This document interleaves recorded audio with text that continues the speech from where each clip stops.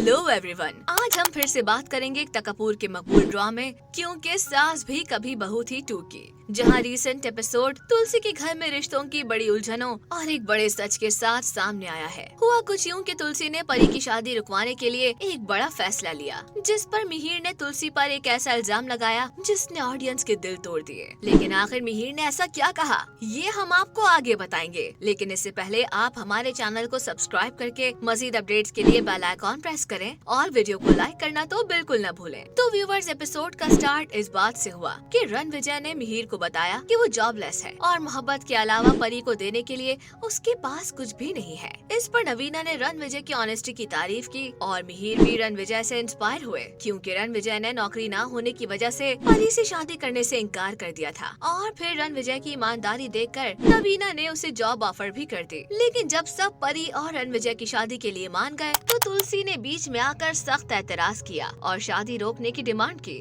जिस पर वीरानी परिवार के सारे सदस्य खासे हैरान रह गए, क्योंकि तुलसी ने क्लेम किया कि मसला परी के साथ नहीं बल्कि रणविजय के साथ है और वो ऐसा नहीं है जैसा नजर आता है। जिस पर तुलसी ने कहा कि वो हमेशा सच के साथ खड़ी रहेंगी, गलत के साथ नहीं। अब तुलसी के ऐतराज पर मिहिर ने शदीद गुस्से का इजहार किया और कहा कि नवीना जो सिर्फ मेरी दोस्त है वो भी मेरे फैसले की रिस्पेक्ट कर रही है, जबकि तुलसी बीवी होते हुए भी उसके फैसले के अगेंस्ट जा रही है। इस बात पर तुलसी ने मिहिर को याद दिलाया कि नवीना ने परी को नहीं पाला बल्कि वो थी जिन्होंने परी की परवरिश की और वो जानती है कि परी के लिए क्या बेहतर है। तुलसी ने परी से कहा कि मेरी बेटी की शादी गलत लड़के से नहीं हो सकती और फिर इस बात पर मिहिर ने गुस्से में आकर तुलसी पर बहुत ही दर्दनाक इल्जाम लगा दिया। अगले सीन में मिहिर ने कहा कि तुलसी परी से भेदभाव करती है क्योंकि परी ने तुलसी की कोख से जन्म नहीं लिया। अब मिहिर की इस बात ने जहां सबको हैरान कर दिया और वहीं अपनी इस बात से तुलसी को गहरा सदमा भी पहुंचा दिया। मिहिर की बात सुनकर तुलसी जज्बाती हो गई और कहा कि जब परी ने उन्हें ताने दिए तो इतना दुख नहीं हुआ जितना मिहिर की ये बात सुनकर हुआ।